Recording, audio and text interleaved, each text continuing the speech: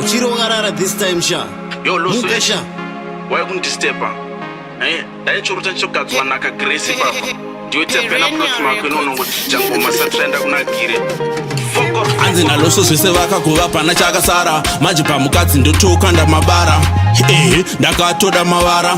enda ndina mari yandinobhadhara after 4 months anenge atozara chanzwa vakuti pane zvakandigara ndobva kwabhora ina ndibve kumandara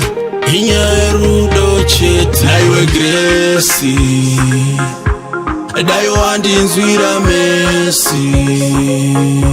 inzwa mashoko andichatahura pavhesi andoda kuva waconfess auja bless not no man case ndoda kugara naka andikuise pampaka ndoda kugara naka andikuise pampaka ndoda kugara naka andikuise pampaka kusvikira wati wakawaka naiwe Grace dai wandinzwira mesi inzwa mashoko andichatahura pavhesi andoda kuva waconfess auja bless not no man case ndokubhisa kubruruf ndokuisa kuredi ndoda kunokurakidza vangu tedhi panhaka ndoda mukadzi nebhedhi ndakanakirwa nedredi arizi dis kukupa rudo andidi mari yako saka usandiblesa you are such a dream ndosaka nchikuchesa pabhora kumaraini vanozviziva kuti nini ndiri fine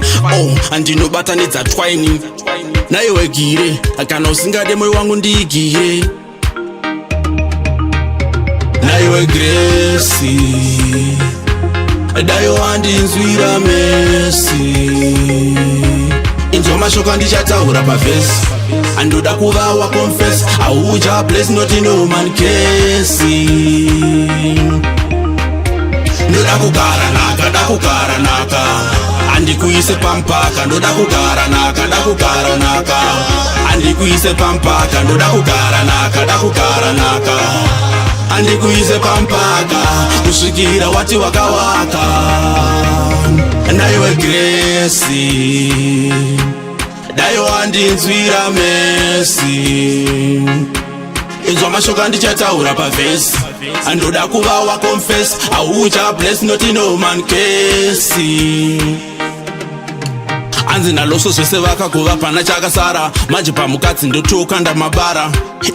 ndakatoda mavara enda ndina mari yandinobhadhara after 4 months anenge atozara chanzwa vakuti pane zvakandigara ndobva kwabhora ina ndibve kumandara inyaya rudo chete naiwe Grace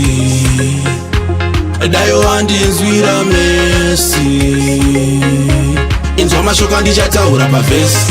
andoda kuva waconfess auja bless not no man case ndoda kugara naka andikuise pampaka ndoda kugara naka andikuise pampaka ndoda kugara naka andikuise pampaka kusvikira wati wakawaka ndoda kugara naka andikuise pampaka ndoda kugara naka